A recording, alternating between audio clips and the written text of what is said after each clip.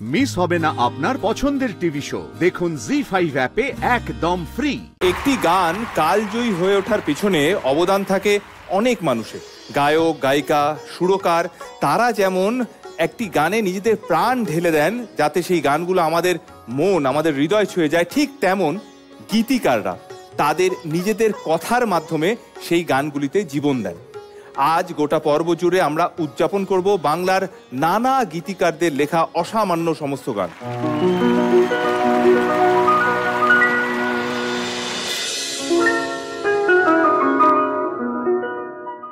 হাওড়ার শালকিয়ার এক পরিবারে জন্মগ্রহণ করেন বাংলা সঙ্গীতের অন্যতম কিংবদন্তি গীতিকার পুলক বন্দ্যোপাধ্যায়।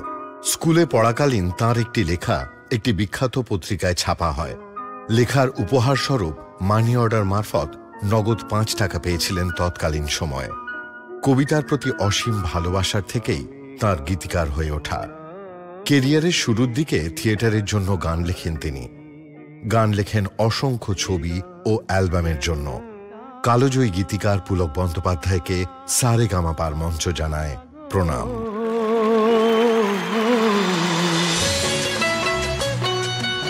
বাংলা সঙ্গীত জগতের আধুনিক গানের অন্যতম স্রষ্টা গীতিকার গৌরীপ্রসন্ন মজুমদার। ছোটবেলায় বাড়িতে যখন বিলিতি গ্রামাফোনে শচীন দেব বর্মনের গান চলত, তার মন গানের সুরের থেকেও বেশি থাকত গানের কথায়।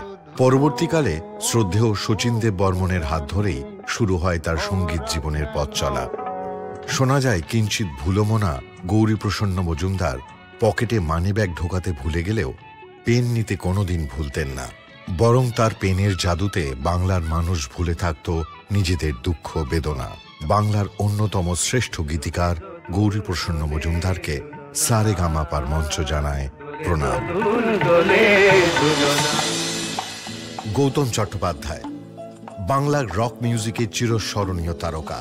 তাঁর সৃষ্টি ব্যান্ডের গান বাংলা গানের ধারা বদলে দিয়েছিল, এনেছিল নবজাগরণ। ছোট থেকেই বিভিন্ন বাদ্যযন্ত্র অনায়াসে বাজিয়ে ফেলতেন তিনি।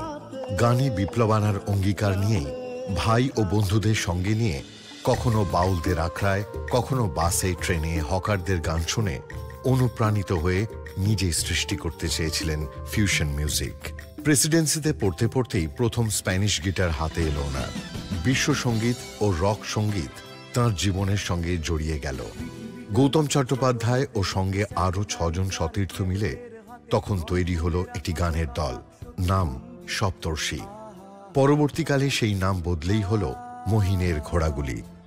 ড্রামস গিটারের প্র্যাকটিস শুরু হয়েছিল নাকতলা অঞ্চলের একটি বাড়িতে। এক প্রতিবেশী সেই বাড়ির পাঁচিলে তখন লিখে রেখে গিয়েছিলেন আস্তাবল। গৌতমবাবু ওই আস্তাবল লেখাটা কোনো দিন মুছতে দেন। এমন গুণী শিল্পীকে সারেগামাপার মঞ্চ জানায় প্রণাম। পুলক বন্দ্যোপাধ্যায় আমাদের বাড়িতে আসতেন, আমি ছোটবেলায় দেখেছি, বাবার বন্ধু ছিল। আমি যতটুকু শুনেছি, নচিকেতা ঘোষ নিজের বাবার কথা মতন ডাক্তারিটা পাশ করেছিলেন, খালি বাবার কথাটা রাখতে। And he always wanted to become a composer. তারপর ডাক্তারিটা যেদিন পাশ করেছেন তারপরের দিন দেখা ডাক্তারি করেননি, শ্যুটটাই করেছে। জি5 ডাউনলোড করুন আর সব এপিসোড দেখুন একদম ফ্রি।